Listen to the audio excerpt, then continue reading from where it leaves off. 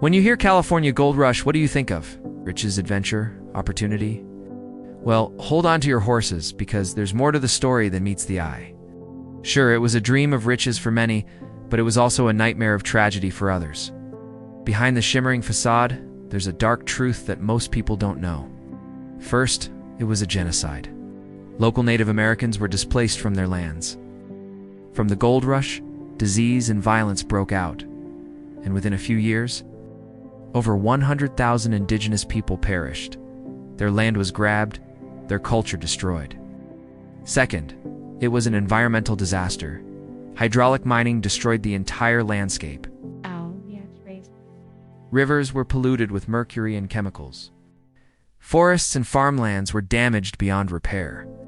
Third, it was an exploitation. Chinese immigrants were brought in to do the hard labor, and they were paid less than $1 a day.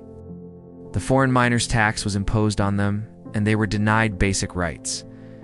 They faced violence and discrimination from everyone, from the local Native Americans, to the settlers, to the government officials. Fourth, it was a lawless free-for-all. Gold rush towns were basically the Wild West. Gambling, robbery, and murder were everyday occurrences.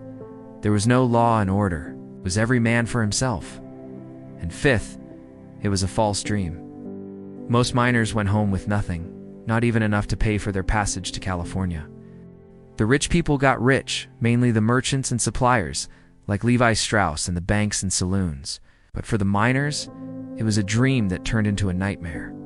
The California Gold Rush may sound like a fairy tale, but it was anything but. It was a dark chapter in American history, a tale of greed, exploitation, violence, and tragedy.